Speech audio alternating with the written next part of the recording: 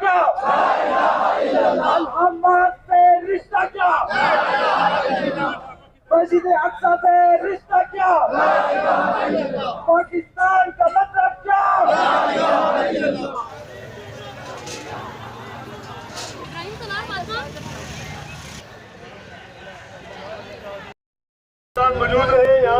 नाजरीन, इस वक्त हम मौजूद हैं अपारा इस्लामाबाद में और यहाँ पर प्रोटेस्ट हो रहा है फ़लस्तीन के हक़ में।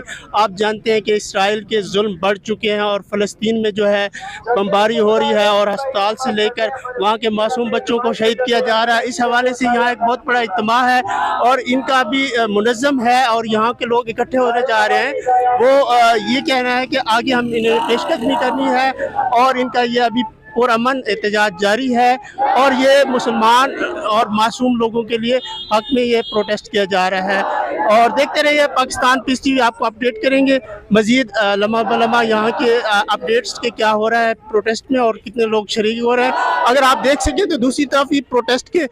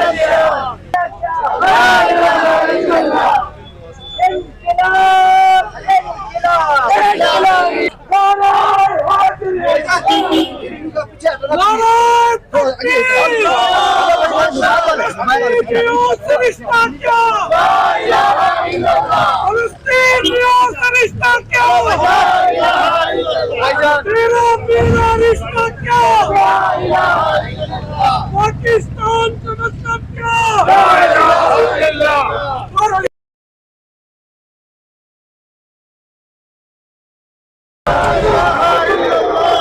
से हमारा रिश्ता क्या, गज़ा से हमारा रिश्ता क्या।